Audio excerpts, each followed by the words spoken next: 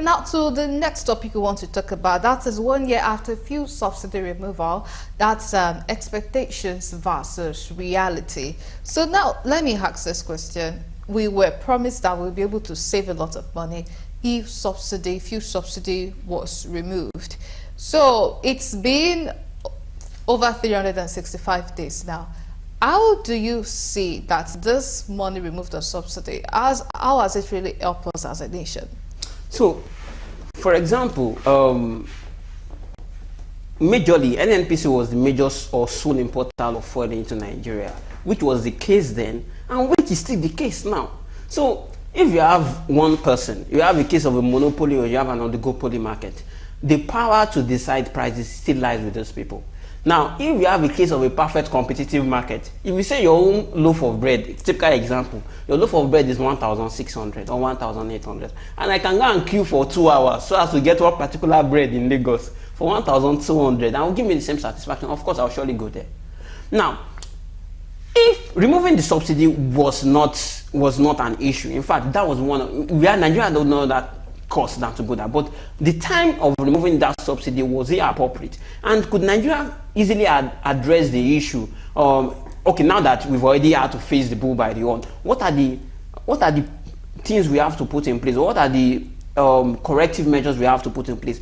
How many independent importers of fuel are allowed to trade freely in the market? If we are still allowing NNPC to be the sole importer of fuel, then there is a problem. You need to allow everybody to be able to operate freely in that market. Yeah, we took a while down. We saw what happened in the case of diesel.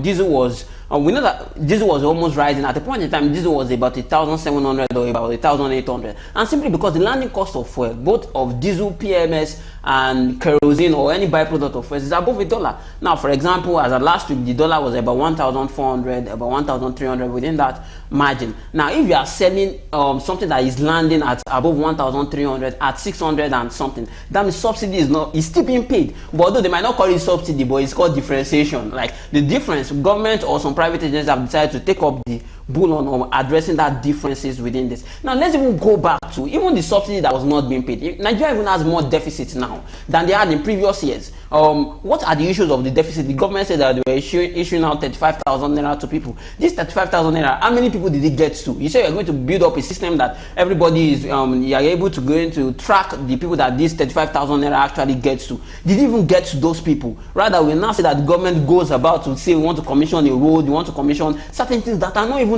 addressing the needs of the masses. First, address the state of insecurity. Let farmers be able to go back to their farms. I'm very happy if I'm able to go back to my farm and be able to plant and be able to support and even feed my family. If I'm not able to feed my family, we now want to bring probably one derica of rice or one derica of beans in 2027 and tell me to come and vote for you. No, that we are not getting it right, because the issue is not removing the subsidy. The issue is the subsidy that has even been removed. Has there been a very structured scheme to ensure that it is in place? What are the incentives that are even provided to Dangote to ensure that it's able to prioritize the production of PMS, and Nigeria does not need to import? Over 60% of Nigerians import is petroleum's produce. We saw that crude oil price or PMS price, diesel price was going to like about 1,700, but Dangote started selling at 900 after it moved up to 1,002. But I know that is still correct. So if the true subsidy was totally removed and there's no subsidy, Nigerians will be paying above or close to 1,500 for a liter of petrol. Can the nation even allow that to happen? That is not going to happen.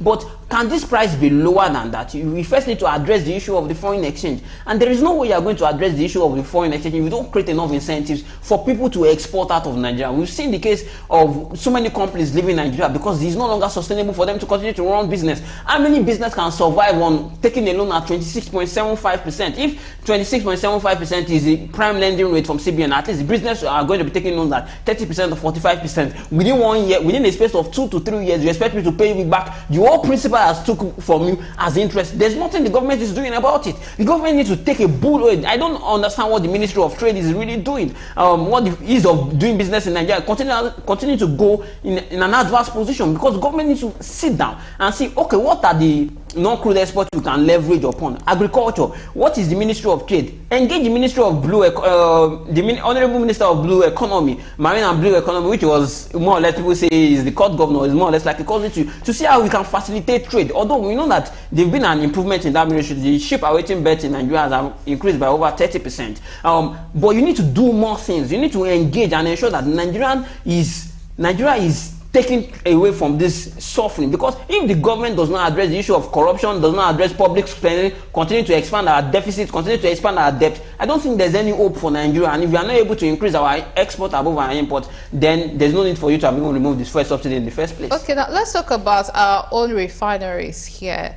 We were promised several times last year that the refinery is supposed to come on board, and now we are promised that in a few weeks' time again the refinery is going to start working. That's the one in Port Harcourt. So should we put our faith in this refinery, or we should just keep our hands akimbo and keep watching how things are going to play out?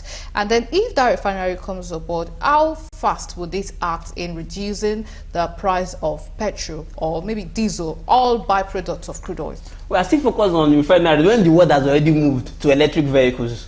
When the world has already moved to renewable energy, of having the streets being able to automatically charge their fuels. Even the federal government themselves do not even believe in the refinery. That's why they are ensuring that there are more CNG and LNG buses where they are being fueled with gas rather than petrol, because the government themselves does not even believe in it. I'm not saying that the refinery is not going to address issues. Dangote at one point in time said that within the next 6 months Nigeria is going to stop importing fuel. But is that I pray that happens. Yeah, I pray that happens. Although even Dangote himself cannot even address. Dangote does not even have to source his own crude oil from Nigeria. He has to go and import crude oil from America and WTI crude, so that for him to be able to process it in the refinery. Even the government themselves do not even believe that the refinery is going to be functional to be able to address the needs of Nigeria. That's why they are trying to look for ways out of Nigeria. We should not box ourselves. I think Nigeria is boxing themselves too much on the refinery. Rather, what we can still address when it comes to crude. Of course,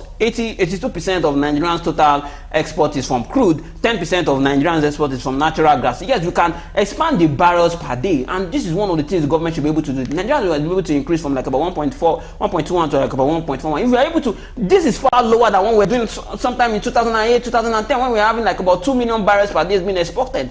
If we are able to increase, get more revenue from that, and be able to use it to facilitate our trade and move away. The world has already moved. In the next 10 years, nobody is going to be talking about using petrol powered vehicles. We've seen Tesla going into the likes of India to go and build electronic vehicles plant. We saw what happened to kerosene. As soon as people saw an alternative that gas was quite cheaper than kerosene, before we know it, how many people do you see cooking with kerosene? People rather use cars, or they want to get the real nutrient of their food, they'll use the firewood or the cool firewood for them to be able to process. Then I think Nigeria needs to change their priority on focusing on the refinery, because the refinery is not going to benefit Nigerians to the uttermost, because people are trying to even move away from that. We've seen people that are using their generators are being fueled by gas, CNG or LNG. And Nigeria really need to focus on addressing the core needs of the people. I think the core needs of the nation is not getting to the ears of the president. They are feeding with a lot of information that is not making him to take the right decision. Does he have the will to take the decisions? Yes. Does he have the cabinet to ensure that things get fast? Because there are people that he knows. But first thing the government needs to do, you need to cut the cost of governance. You need to find a way to reduce corruption and get to know the real needs of the people. Declare a state of emergency on food security. Declare a state of emergency on trade. Let the Minister of Trade, let the Minister of Export. We saw what happened in the aviation industry. Despite the fact that Professor Kiyama was able to at least make 1 or 2 push with airpiece and cost of flights came down. Get the Minister of Blue Economy to be able to see how we can increase the ease of trade, of exporting out of Nigeria, so that we're able to have more income. The more we are able to have more income, I think Nigeria will be able, and use those income appropriately. Don't go and use those income to go and build a coastal road that Nigeria does not need for now. I think Nigeria is going to face a stronger economy by those principles. All right, thank you so much. Well, sadly, we've run out of time, and this is where we'll be drawing the curtains close on today's episode of Firecrackers.